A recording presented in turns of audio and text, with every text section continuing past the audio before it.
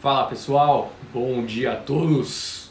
Começando a segunda parte do Morning Call da Guide de Investimentos, agora para falar um pouco sobre o campo corporativo.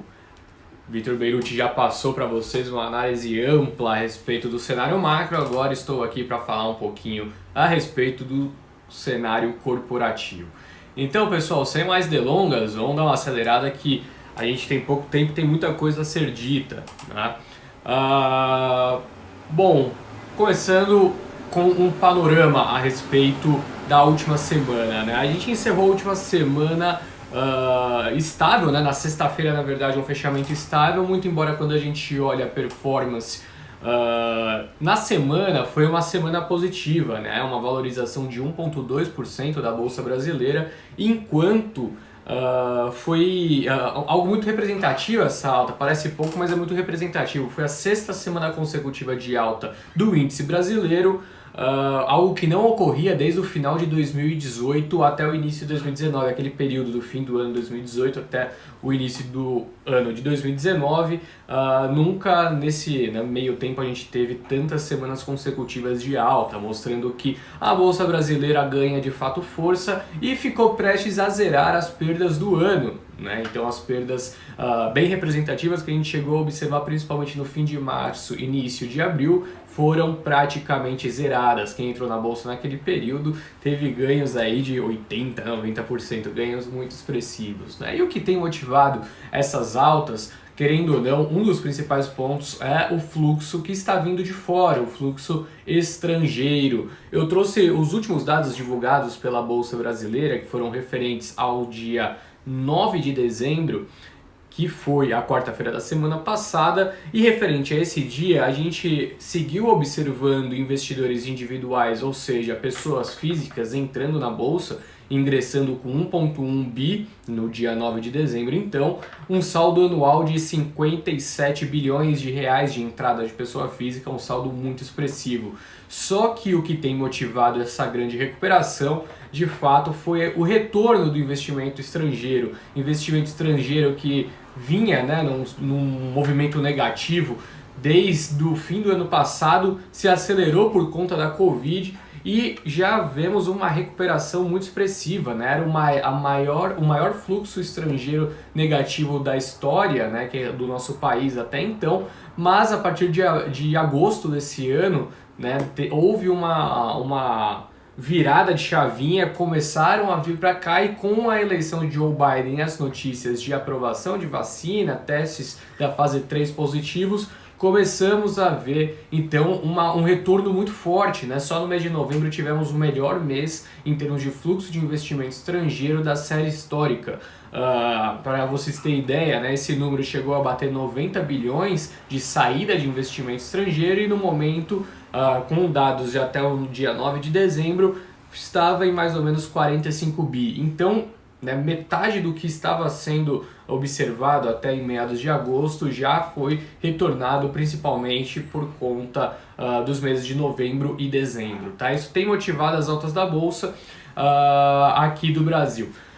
Mas o principal ponto de atenção nessa manhã não são essas notícias, né, referentes a investimento estrangeiro, e sim o bom humor que temos visto mundo afora.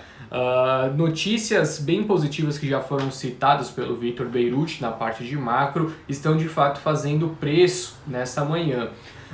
Dentre elas temos um possível novo acordo de estímulo fiscal nos Estados Unidos, esse acordo que não sai de forma alguma, né? Tanto tempo que estamos observando esse noticiário e não sai esse desenrolo, mas temos um acordo bipartidário de um grupo que chegou em um valor de mais ou menos 908 bilhões de dólares, mas que vai ser apresentado no Congresso, né, ao longo dessa semana.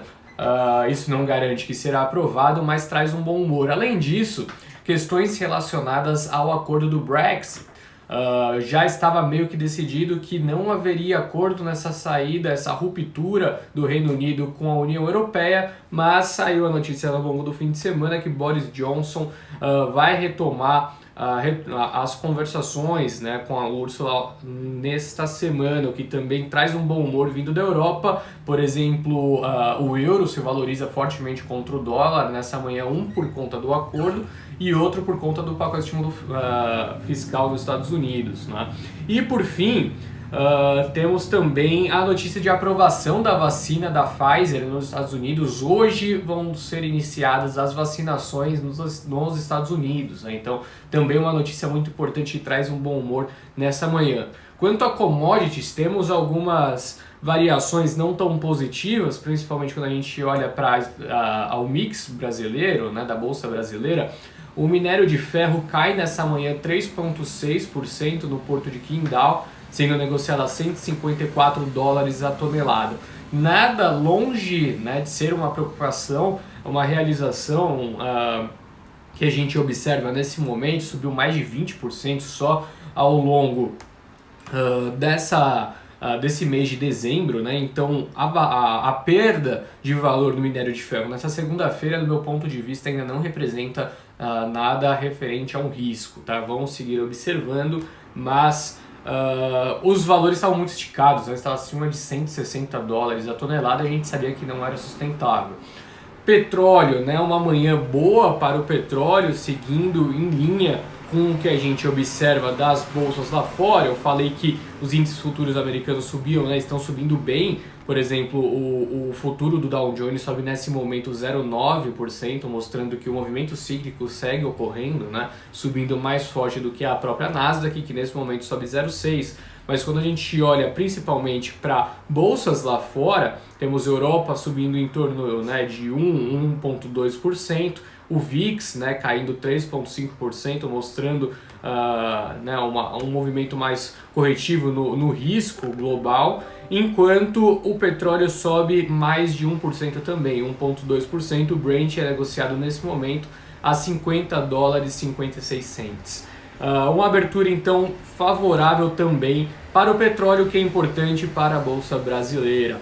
Bom, me alonguei bastante, né, falando a respeito desses pontos, só lembrando que hoje temos o início das vacinações nos Estados Unidos, que deve trazer também um bom humor para as bolsas globais. Muito embora, como contraponto, temos elevação das medidas de isolamento sociais na Alemanha e também em São Paulo, né? Em São Paulo, com fechamentos de lojas de conveniência às 10 horas, de bares às 20 horas, né? Proibição de vendas de bebidas alcoólicas às 20 horas, enquanto na Alemanha, novos fechamentos de escolas e comércios até o dia 10 de janeiro para que haja esse arrefecimento na contaminação, enquanto não tem liberação de vacinas por lá. Bom, quanto a notícias corporativas, vou dar uma acelerada no que é importante aqui, porque já são 9 horas da manhã. Bom, hoje temos o leilão da Oi Móvel, pessoal. Hoje, de fato, vai sair esse leilão, algo que foi tanto debatido ao longo desse ano, mas não devemos ter muitas surpresas, tá? Devemos ter apenas uma proposta na casa de 16,5 bilhões de reais, aquela proposta da TIM, Vivo e Claro fazendo em conjunto, né, buscando essa aquisição do segmento da Oi Móvel. Vai ocorrer a partir das 14 horas e 30 minutos, tá? Então, hoje à tarde ocorrerá esse leilão tão importante. Bom, o Conselho do GPA e da subsidiária Sendas aprovaram a proposta de reorganização societária para segregar a unidade de cash and carry explorada sobre a marca Açaí pela Sendas, né? Então, das atividades de varejo tradicional pelo GPA, vimos então a aprovação, que é bem importante para o futuro da empresa, pode destravar um valor relevante. Foi aprovado então no Conselho e deve seguir caminhando então essa questão.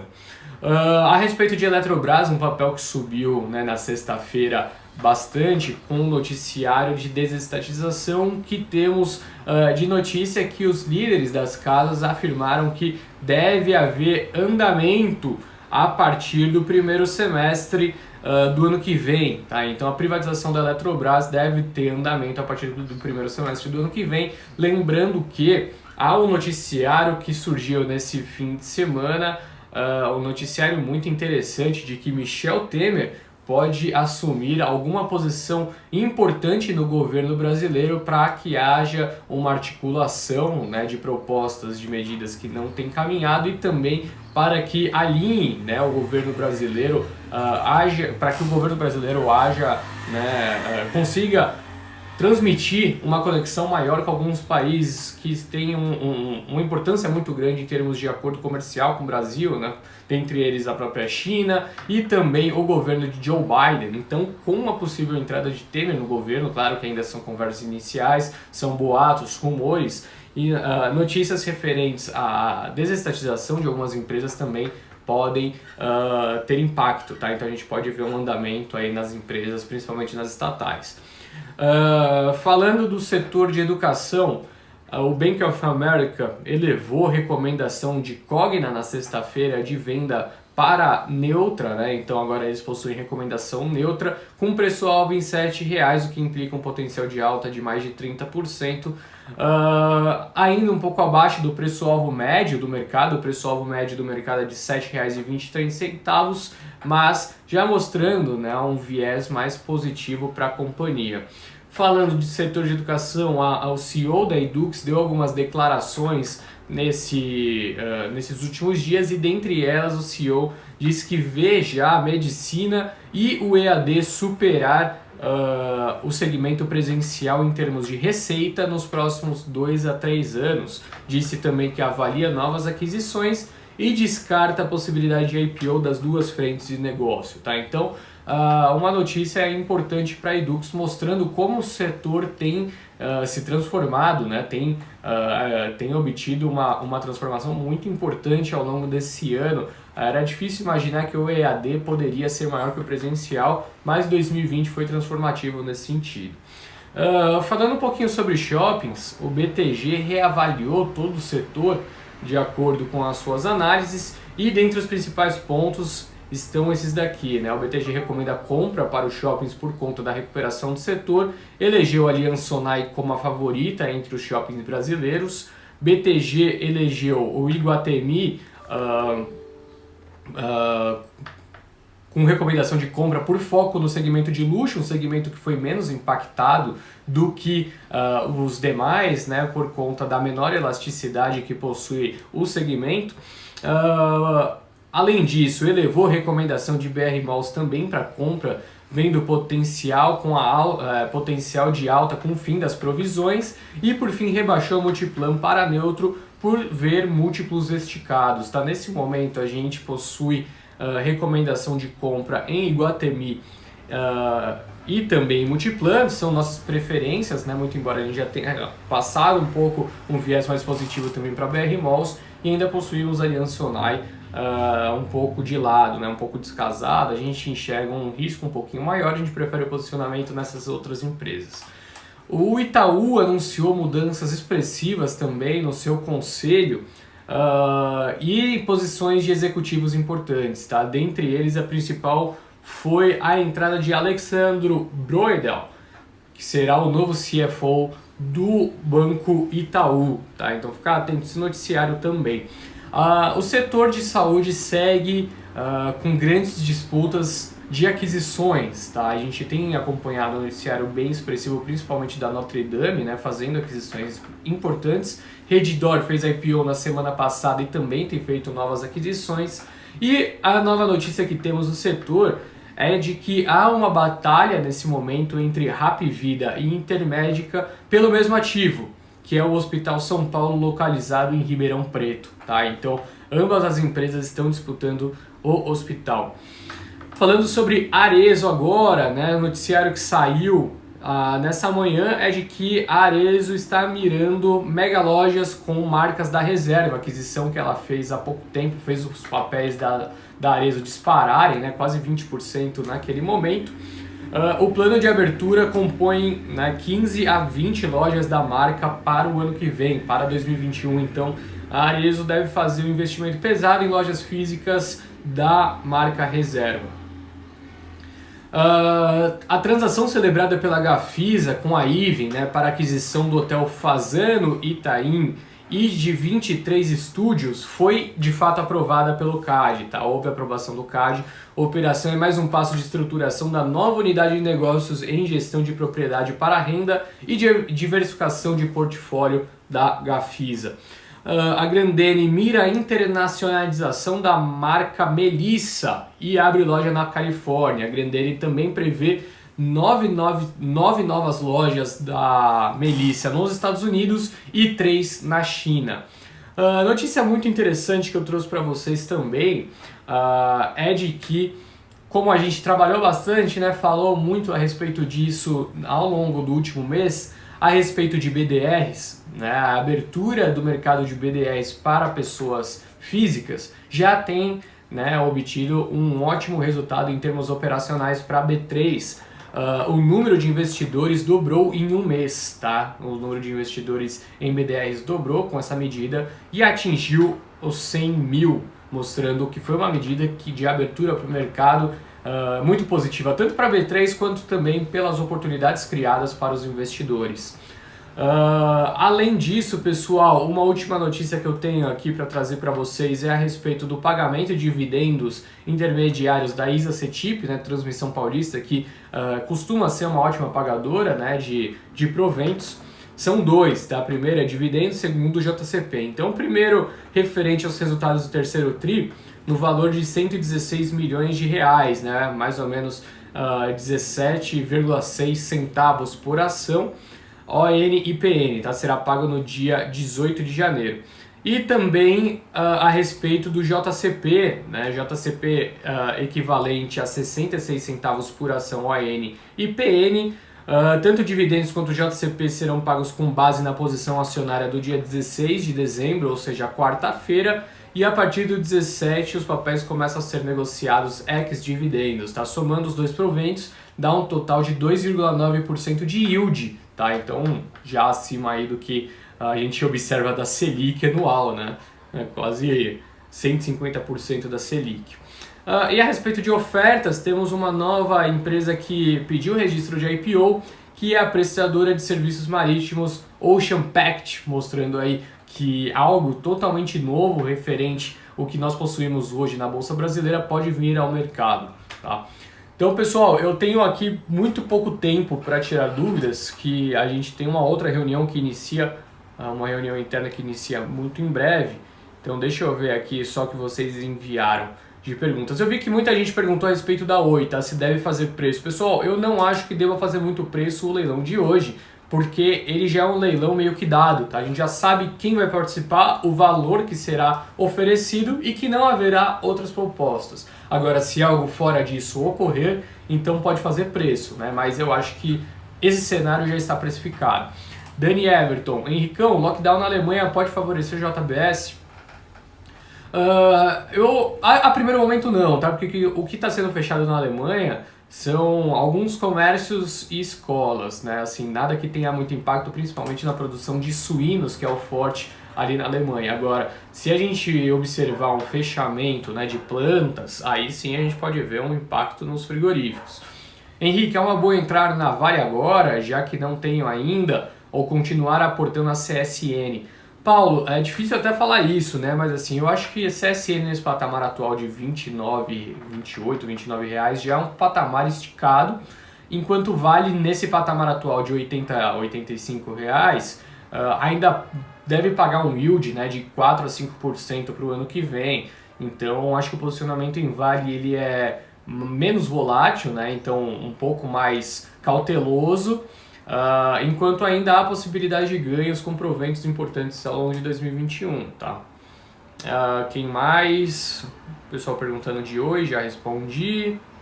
Vale segue altista. Hoje vimos, né, uma perda de mais de 3% do minério no porto de Qingdao, muito embora a gente siga positivo para o segmento, tá? Para o setor. A gente acha que o movimento de hoje é mais uma realização natural, os patamares de preço estavam muito esticados, tá, de minério.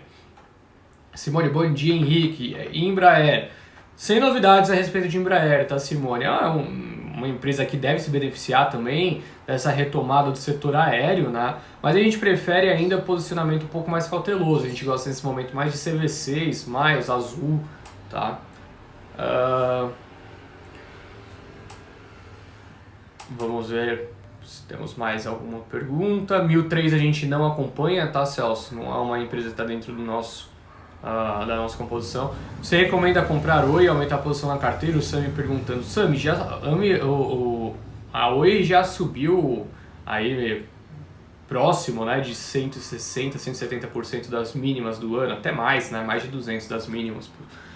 Ainda vejo espaço de valorização, mas não acho que nesse patamar que a gente observou até agora, tá? Então também com esses noticiários de leilões a gente pode ver, né, uma realização de preços, então tomar um pouco de cuidado com isso, tá? Pessoal, eu tenho que sair agora, peço desculpas, não vou conseguir terminar de pegar as últimas perguntas, mas às 18 horas estaremos de volta com a live Quero um Guia, com o noticiário, né, dessa segunda-feira e também tirando as dúvidas que vocês possam ter, que de repente eu não consegui pegar nessa live, tá? Então às 18 horas volta aqui para o Instagram Legal de Investimentos, estaremos de volta para tirar as suas dúvidas. Um bom dia a todos, ótima semana e bons negócios. Até mais, tchau, tchau.